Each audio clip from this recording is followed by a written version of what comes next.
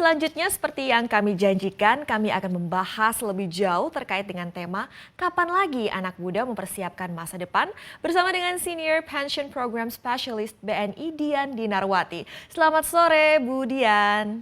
Terima kasih waktunya untuk CNBC Selamat, Indonesia. selamat sore Bu Alin, senang sekali rasanya diberi kesempatan di CNBC Indonesia. Iya, Perkenalkan saya Dinar sebagai Senior Pension Program Spesialis dari DPLK BNI. oke, sapaan akrabnya Dinar ya. Bu Dinar, ini bagus banget tema kita sore hari ini karena masih belum banyak yang sadar bahwa kadang-kadang akhirnya menyiapkan pensiun nih mepet banget gitu ya. Nah, urgensi untuk menyiapkan masa pensiun sejak dini ini seperti apa sih, Bu Dinar? Baik Bu Alin, kalau kita bicara terkait pensiun ya, khususnya bagi para generasi muda, apalagi apabila kita bicaranya kepada mungkin bagi pekerja first jobber, ini mungkin bisa jadi alergi bagi mereka. Kenapa alergi? Karena mungkin sebagian diantaranya merasa, oh saya baru mulai bekerja sekarang, masa kerja saya bahkan belum mencapai 3 tahun. Apakah memang saya harus menyiapkan pensiun dari sekarang ataukah nanti aja ketika sudah mulai mendekati masa pensiun. Nah, ini sangat menarik karena apa? Karena ternyata untuk mempersiapkan masa pensiun kita harus menyiapkannya sejak dini. Gitu. Jadi ada beberapa hal yang harus kita rencanakan atau harus kita perhatikan untuk mempersiapkan masa pensiun ini. Di antaranya ada 4 perspektif. Yang pertama adalah momentum waktu.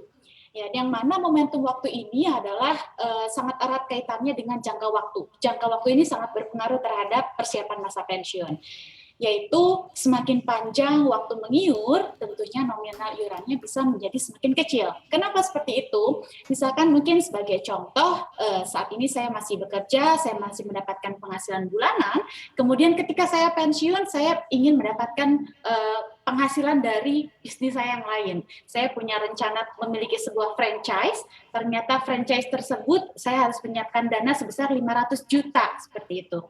Bagi si A yang memang sudah mempersiapkan tabungan tersebut dari mulai dia masuk kerja, dari mulai dia first jobber mungkin sekitar usia 25 tahun, kemudian pensiun di 55 tahun, si A ini memiliki waktu mempersiapkan pensiun sekitar 30 tahun atau sekitar kalau kita bulankan sekitar 360 bulan.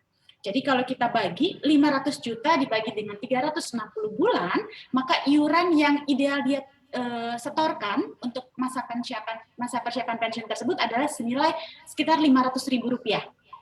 Seperti itu. Nah, kalau kita bandingkan dengan rekannya yang lain yang ternyata memang baru mulai mengiur atau baru ada inisiasi mempersiapkan masa pensiun ini mungkin 10 tahun lebih lambat atau sekitar tadi 25, ini baru mulai di usia 35 tahun atau selisih 10 tahun.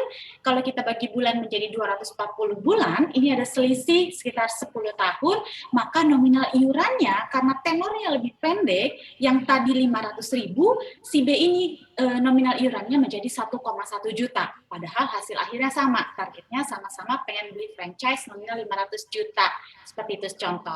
Nah, ini bisa kita bayangkan, bisa kita bandingkan apabila kita mempersiapkannya lebih mepet lagi ke usia pensiun. Misalkan baru kita siapkan di usia 45 tahun, sehingga kita hanya menyiapkan waktu sekitar 10 tahun saja. Apabila kita bagi 500 juta ini ke dalam 10 tahun, ternyata nominal iuran yang disetorkan itu hanya yaitu menjadi sebesar Rp3.600.000.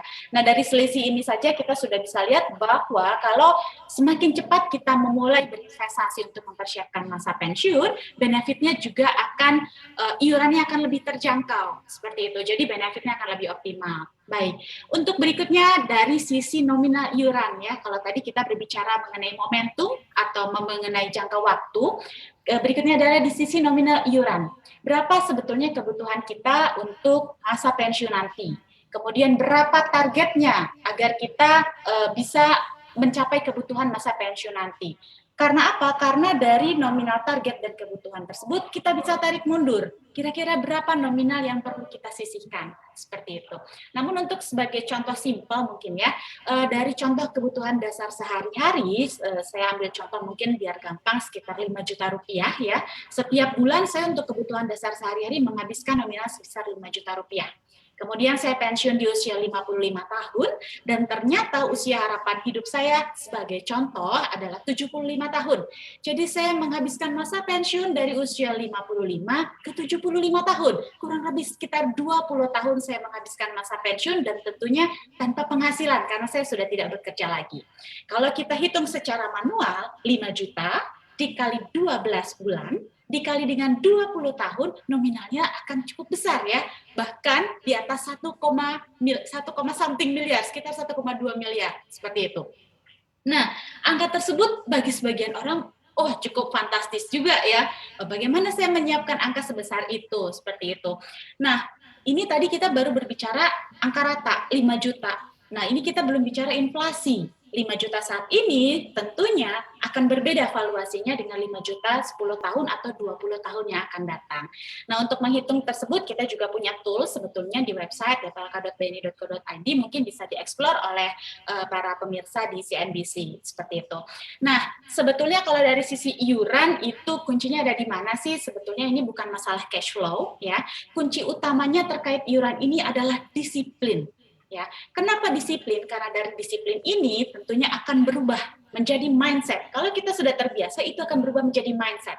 Nah, apabila sudah menjadi mindset, ketika kita mendapatkan gajian bulanan, saya udah nggak ngabisin dulu uang itu. Tapi saya pakai dulu untuk cover kebutuhan jangka panjang saya. Saya tempatkan dulu ke pos-pos investasi, ke pos-pos alternatif investasi lainnya, termasuk juga pos-pos DPLK sebagai persiapan masa pensiun, seperti itu. Baru kalau sisanya baru kita digunakan sebagai konsumsi, seperti itu. Jadi kalau terkait iuran ini lebih ke arah mindset, ya, disiplin membentuk mindset, baru agar habit untuk menabungnya lebih terbentuk, seperti itu. Kemudian sisi yang ketiga, siapa pengelolanya, ya, tentunya kita berharap dana yang kita titipkan dikelola secara amanah, ya, dan tentunya jangan sampai lembaga itu pensiun duluan daripada kita. Nah, dalam hal ini mungkin dapat saya sampaikan bahwa DPLK BNI sudah established dari tahun 94, yang artinya sudah lebih dari 25 tahun beroperasi di industri DPLK. Alhamdulillah kita juga dalam arti memiliki experience dalam mengelola dana peserta di nasabah DPLK BNI. Nah, kemudian yang terakhir baru kita bicara sisi imbal hasil. Kenapa imbal hasil ini justru poin keempat setelah momentum waktu dan iuran?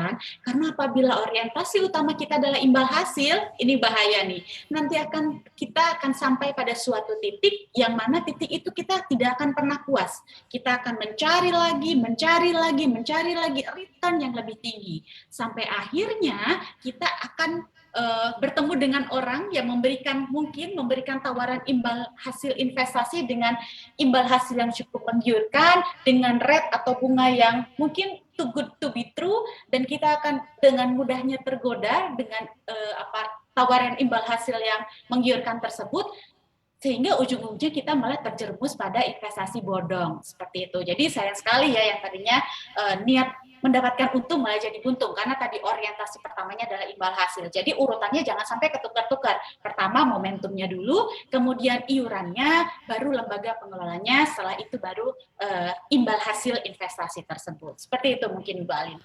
Lengkap sekali Ibu Dinar. Tadi sudah sempat disinggung sedikit cara menghitung berapa sih dana pensiun yang dibutuhkan pada saat kita berbicara di poin yang kedua soal iuran tadi ya. Mungkin bisa dielaborasi lagi pendekatan-pendekatan untuk menghitung dana pensiun, atau misalnya teman-teman yang tadi tertarik untuk menggunakan tools yang disediakan oleh BNI, apakah juga sebenarnya tersedia layanan untuk bisa berkonsultasi one-on-one seperti itu dengan pension specialist di BNI? Baik, Bu Alin.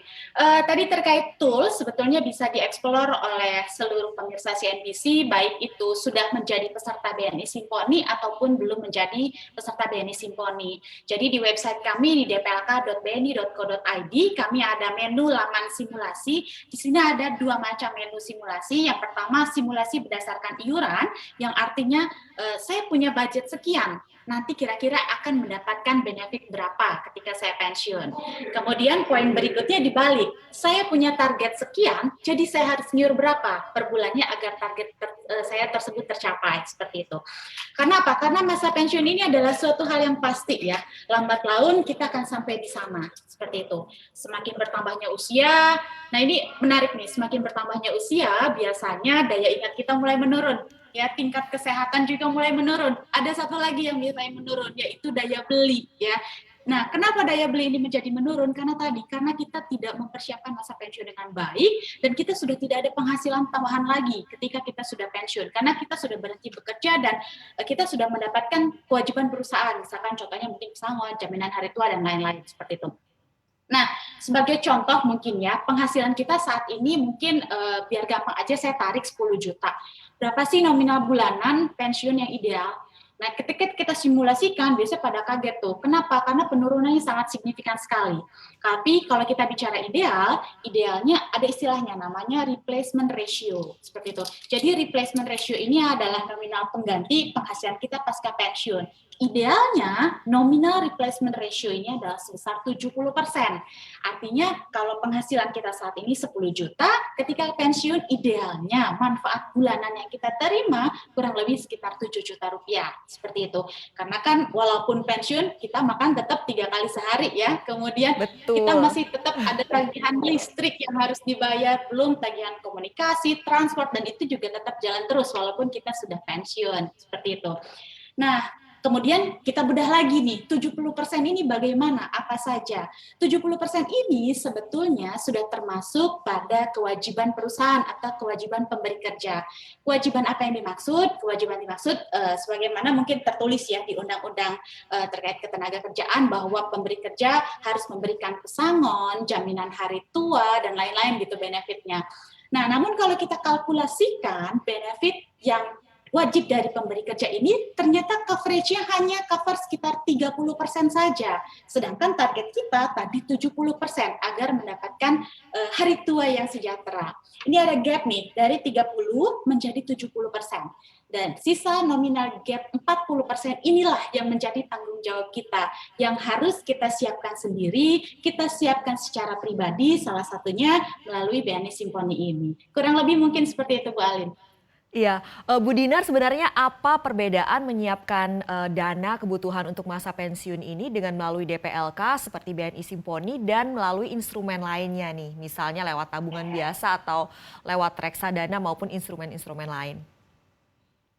Oke, baik. Ini menarik sekali nih, karena ada banyak sekali opsi investasi ya bagi para pemirsa CNBC sekalian.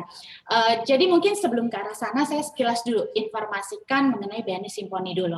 Kenapa sih kita harus memilih salah satu instrumen investasi kita melalui BNI Simponi? Yang pertama, kita sudah establish sejak tahun 94, artinya kita sudah 25 tahun beroperasi di industri DPLK ya. Mulai kita juga sudah punya banyak pengalaman dalam mengelola dana. Kemudian dalam hal ini BNI Simponi atau DPLK juga meng-create paket investasi sesuai dengan profil risiko dari nasabah maupun dari instrumen itu sendiri agar nanti peserta atau nasabah mendapatkan return yang optimal di masa yang akan datang. Kemudian yang ketiga, ini juga paling menarik, imbal hasil DPLK relatif lebih optimal. Kenapa lebih optimal? Karena investasi melalui dana pensiun bukan merupakan objek pajak. Seperti itu. Namun pajak ini akan diperhitungkan nanti saat mencairkan manfaat pensiun. Nah, kita kembali lagi tadi, kalau kita bandingkan dengan instrumen investasi lain, bagaimana ya kira-kira? Mungkin dapat kita sampaikan bahwa ini adalah sesuatu yang berbeda mungkin ya. Dalam hal ini kita tidak bisa bandingkan peer-to-peer dengan instrumen investasi lainnya. Karena apa? Karena bisa jadi setiap investasi punya struktur produk tersendiri. Jadi misalkan kalau dari sisi return ya, saya rasa investasi dalam instrumen lain maupun melalui DPLK, saya rasa kalau dari sisi imbal hasil akan sama, relatif tidak akan jauh berbeda seperti itu. Bedanya yang paling signifikan antara instrumen investasi di instrumen lain dengan di DPLK, yang bedanya adalah mindset. Apa itu mindset? Mindsetnya berbeda. Kenapa berbeda? Karena kalau investasi biasa itu lebih untuk yield enhancement itu lebih untuk apa ya, seperti untuk meningkatkan harta, sehingga pada jangka waktu tertentu atau apabila kita sudah merasa cukup atau kita sudah merasa mencapai target atau sesuai dengan kebutuhan, dana tersebut bisa kita ambil dan kita gunakan untuk konsumsi. Itu kalau kita berinvestasi biasa, karena tujuan utama kita untuk yield enhancement, seperti itu. Jadi kita mencapai target, oh uangnya bisa saya ambil, saya gunakan untuk konsumsi yang saya butuhkan, seperti itu. Tapi kalau terkait untuk menabung di dana pensiun atau menabung mempersiapkan hari tua, ini kita sengaja sisihkan untuk kesejahteraan di masa tua nanti. Jadi dalam perjalanannya, kalau menabung di DPLK, ini apa ya, ibaratnya benar-benar nggak dipakai gitu untuk menjamin kesejahteraan hari tua. Jadi manfaat dari DPLK ini digunakan untuk mendukung cash flow bulanan kita nanti, seperti itu. Jadi untuk jaminan kita di hari tua ini benar-benar nggak dipakai. Tapi tadi kalau yield enhancement itu untuk investasi biasa itu lebih untuk yield enhancement, kemudian kalau untuk DPLK lebih ke jaminan kita di hari tua, mendukung cash flow kita di masa tua nanti. Seperti itu mungkin Bu Alim. Dua hal yang berbeda dari tujuan finansial yang ingin dicapai ya Bu Dinar, tentu saja tidak bisa dibandingkan seperti yang tadi sudah Anda katakan.